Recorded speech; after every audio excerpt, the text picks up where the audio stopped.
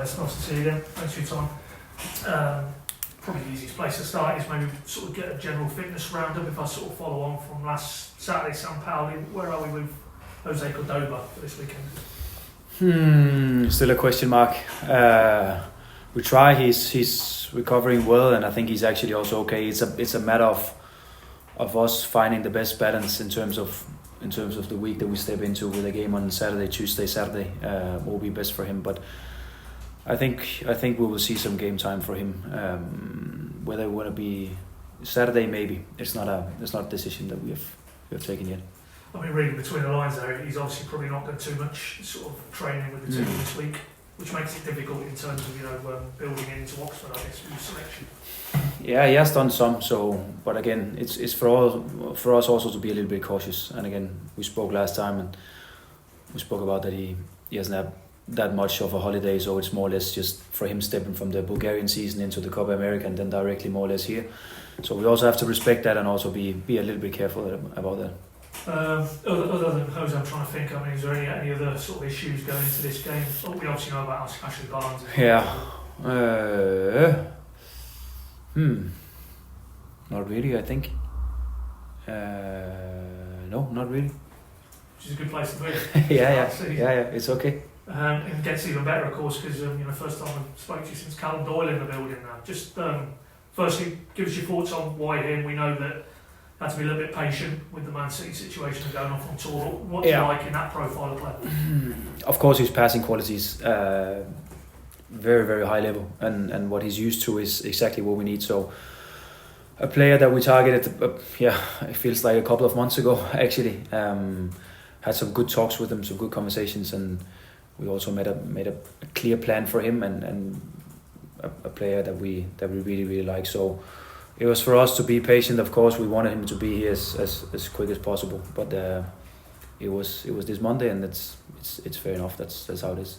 I mean, in terms of integrating into how you want to play, is it fair to say he was off with Enzo Maresca at Leicester? There's similarities maybe in terms of the demands that were placed on last season. That might be the process. Yeah, we are comfortable that he's used to what we will ask him to do here. Of course, there will always be some small differences. That's how it is. But he's used to it, and we can also see that from day one he's very comfortable on the ball. He's in a good place, and what was also good for him and us is that he had minutes in the preseason tour here with Man City. So it's not like a player who we have to get him back into shape again. No, he's more or less ready. And as you said, more or less ready. So clearly in your thoughts for Saturday. Yeah, he will be. And the thing that we didn't speak about his quality. You're involved with Man City. You're obviously a very good player, but at his age, I think, is he 20 years of age? I think to have 100 games at this level, it shows he's got experience as well. Yeah, definitely. He started playing on a high level very young, so he's used to it, and that's exactly what we need, both because of the profile as a player, but also as a profile of experience and top level here in England. So it's an important player for us and will be. But like the others, we have to be careful. Of course, we have to respect that he just joined us a couple of days ago. Have to find that balance in between where we start him, when we play with him, and how many minutes we can give him from the beginning. But he's a player ready for Saturday. That's obviously 3 senior players in the door. I've got to ask you, is it a Mankwa force and a player of interest? I think it's fair to say. Maybe ask you about that. Oxford would be better. Maybe ask you again about him, Oxford. We have to wait and see. Of course, there's no done deal, so we have to wait and see. I think it's maybe fair to say it's 50-50. Okay. Going the other way, and again, it's the first time since we spoke to you, out the door, Gabi Zara, that got confirmed. Yeah. Now a Galatasaray player. Just your final reflections on him, really. The same as what we spoke about. I think it's a fantastic personality, Gabi. It's more than well deserved.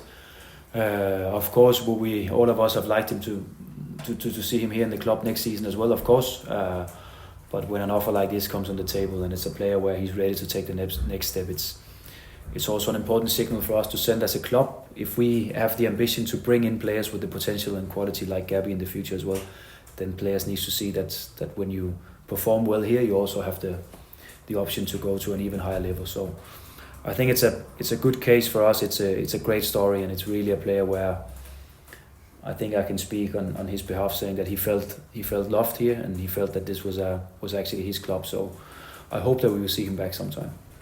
I mean, as you say, it goes without saying, a very influential player. In terms of his goals or contributions, I think it was 25 and 46 league games last season. That's a huge amount to now find the answers to. I mean, where do you go with that? Is it from within the group? Is it bringing players in?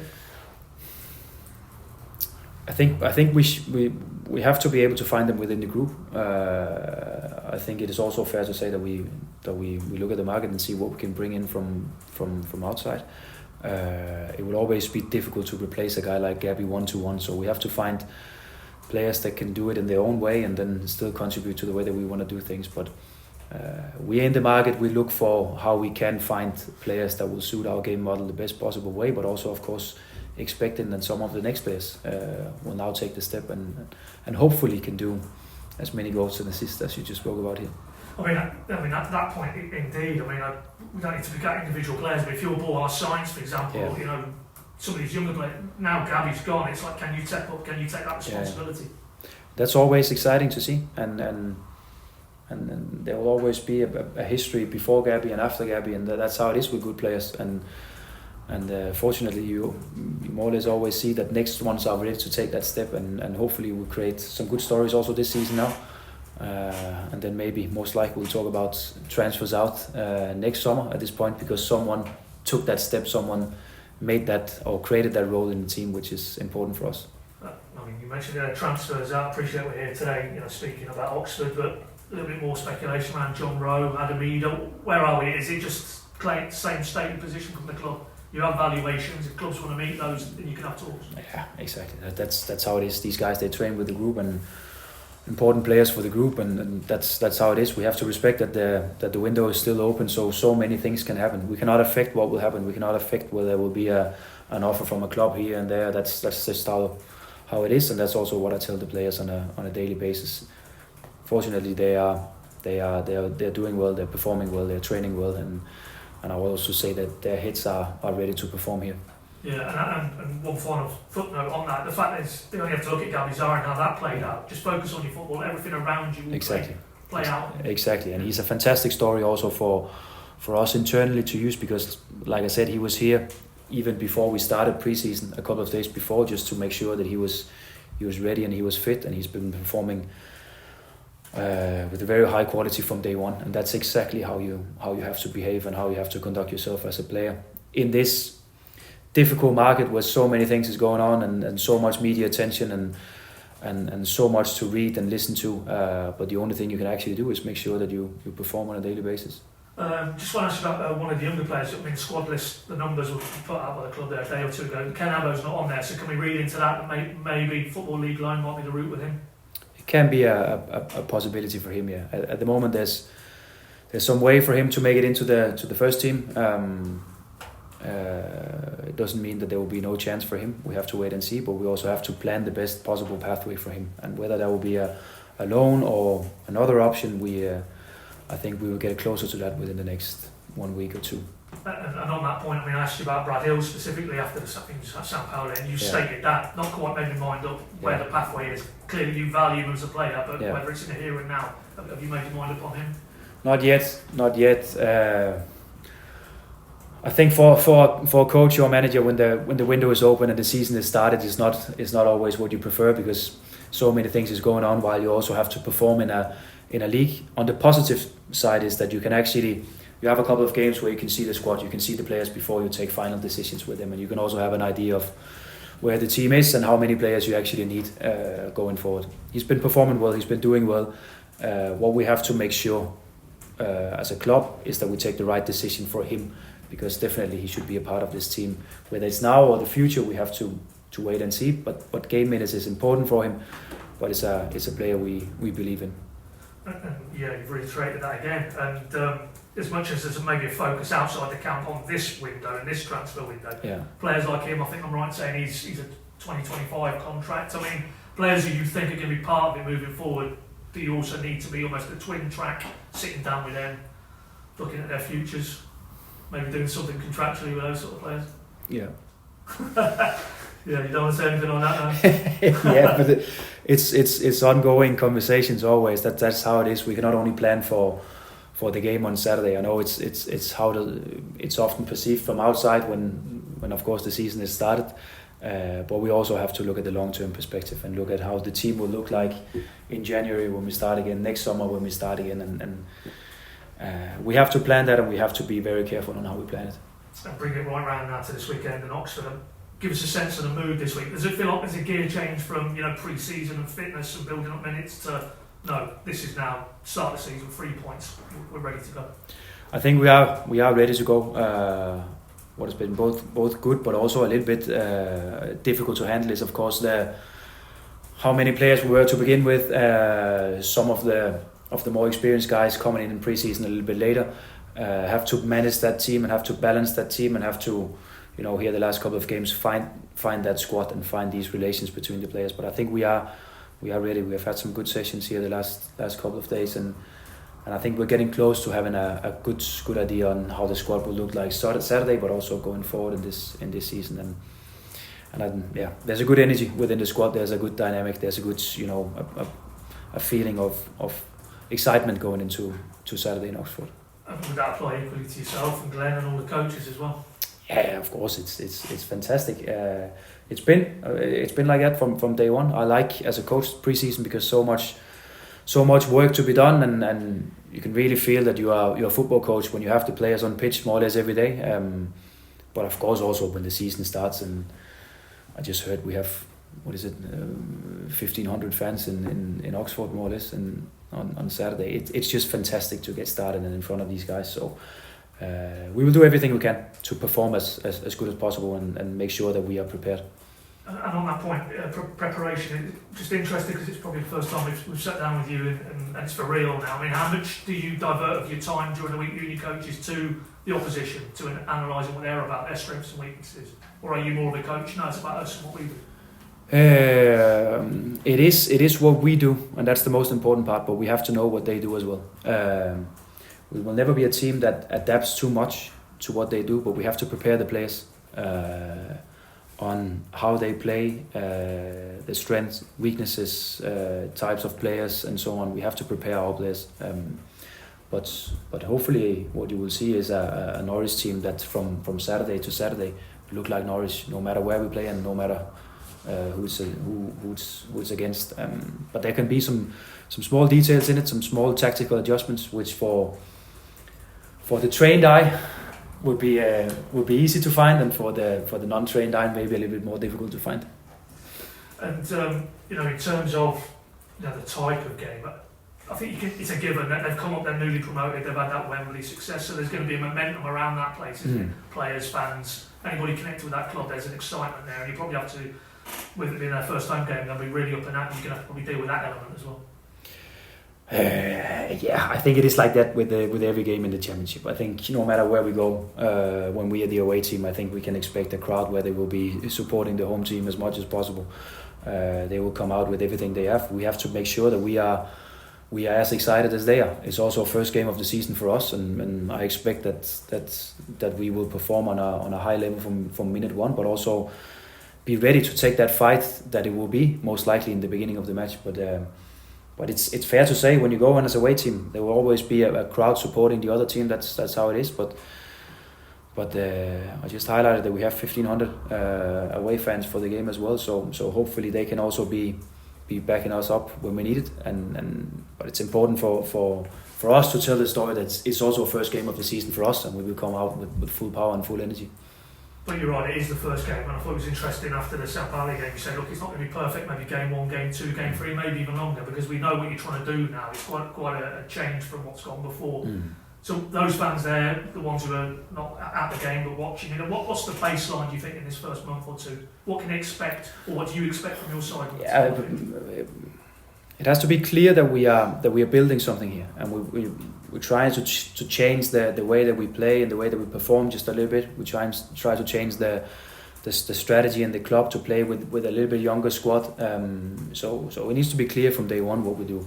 Of course, it's also fair to say that we're also building while we have to perform on every Saturday. So it will not be perfect from day one. That's how it is. We have to make sure that we find that right balance so we can perform from day one, knowing that it will not be perfect. We still have some way to go, and that's natural. That's how it is. And then with with the other thing in mind that the transfer window is still open, so many things can happen. We just have to make sure that we can go to Oxford, perform on a high level, still knowing that hopefully and what we can also expect is that in the future it will be even better. Yeah, that's the final one for me. I mean, it's out of your hands that the window rolls on till I think it's the August the 30th. But is it almost, once we've gone past that, the window's closed, you know what group of players you've got, things start to settle down a bit? I think that's a good day for almost every coach, no matter where he is, whether it's in England or other places in the world, because of course there you know how the squad will look, and you know which players will be here, and you know also players coming in, so what we can work with and how the group will look for a couple of months. So that's a good day and a day you're looking forward to as a coach. I know fans love this time of season where so many rumors and so many media stories, but well, I prefer 2nd of September. So otherwise it's any consolation. Good luck Saturday. Thank you. Thanks, Paddy. Andy? Hi, Johannes. Hi. We talked about you've got a lot of young players this season. What is the expectation this season? Is it promotion? Is it about consolidation? I'm just interested to see what the internal expectations are. I think this club, size of this club, quality of the players that we have in the building here, but I think we should be there where we can compete for promotion. Whether that's first or second in the league, maybe not. But I think we should be in there where the playoffs definitely are realistic for us to be a part of. And I think again, with all due respect to all the other teams, I think there's definitely some very strong sides in the league as well. But I think we have to be able to perform and get up there. I mean, you talked about Amankwa potentially coming in. In terms of replacing Gabby, are you looking for a couple of players to replace him? Because he's obviously such a big goal threat. Is that the way you'd go about it? I think it's a way to to look at it, definitely, because it's like I said, it's difficult to replace a guy like Gabby 1-to-1, because to find that quality, to find that potential in a player, that will be expensive and maybe too expensive for us. So I think it's fair to look at it that way, where it can maybe be a way for us to go where it's not only one player, but it's maybe two players. And actually, I mean, using Gabby as an example, is that something you can say to new signings, that he's been so successful here and now he's got a big move to a massive club in Europe? Can you kind of use that as an incentive for people to sign? Yeah, and for everyone to understand that if a guy like him were in Norwich for the rest of his career, then we can never get players with potential like that and performance level like that to come to Norwich, because we just have to respect that there is of course a higher level than us. That's just how it is in football. No matter where you are, more or less, there will always be some clubs that are on a high level. We have to be able to create stories where people and players can see if they come here and they perform here in a couple of seasons, then they can take the next step in their career, and that will create better stories and more stories, and for us, of course, even better possibilities in bringing in potential and performance for the future. So it's a hugely important story for us to tell this. Okay, just a final one. I mean, you've been here a few months now. Yeah. What have you made of Norfolk and living here? What have you made of this place? I'm still waiting for the time to go to the beaches and so on. So I've heard so many stories, and I've only seen from an airplane that that it looks quite beautiful. I like the city. It's a beautiful city, and so many great places, so many friendly people, supportive people. No matter where I go, there's smiles and there's also people approaching me asking questions, but it's supportive. So fantastic place to be, and then I'm looking forward to the first maybe national team break where I have a little bit of time to go and see this part of the country. Great. Well, good luck Saturday. Thank you.